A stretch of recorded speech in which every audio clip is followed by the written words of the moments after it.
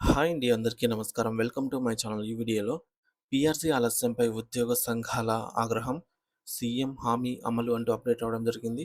So, దీనికి సంబంధించిన పూర్తి వివరాలు ఈ వీడియోలో తెలుసుకుందాము. వీడియో అయితే ఎక్కడే కానీ స్కిప్ చేయకుండా ఎండ్ వరకు చూసేయండి. అప్పుడే ఇన్ఫర్మేషన్ పూర్తిగా అర్థమవుతుంది. అలాగే వీడియో చూస్తున్న ప్రతి ఒక్కరూ లైక్ చేయండి ఫ్రెండ్స్.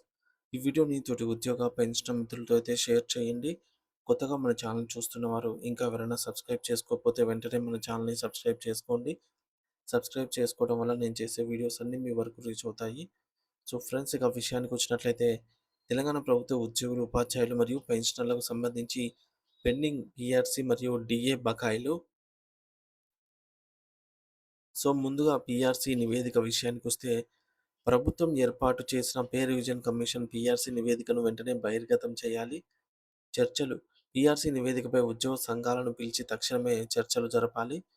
ఫిట్‌మెంట్. ఇప్పటికే చాలా ఆలస్యమైనందున ఉద్యోగులు సంతృప్తి చెందే విధంగా ఒక మంచి ఫిట్‌మెంట్ ప్రకటించాలి.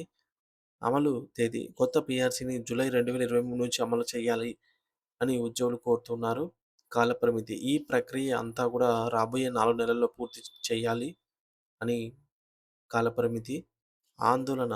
ఇప్పటికే 3 సంవత్సరాలకు పైగా సమయం దాటిపోవటము, పెండింగ్ బకాయిలు రాకపోవడంపై ఉద్యోగుల్లో తీవ్ర నిరసన వ్యక్తమవుతోంది. బకాయిలు. పెండింగ్‌లో ఉన్నటువంటి డిఏలను, ఇతర ఆర్థిక బకాయిలను వెంటనే చెల్లించాలి. ప్రభుత్వ స్పందన. రాష్ట్ర వ్యాప్తంగా ఉద్యోగుల పరిస్థితి ఇలాగే ఉన్నందున తెలంగాణ ప్రభుత్వం తక్షణమే స్పందించి ఈ సమస్యలను పరిష్కరించాలి అని చెప్పేసి ఉద్యోగులు, పెన్షనర్స్ కోరుతూ ఉన్నారు.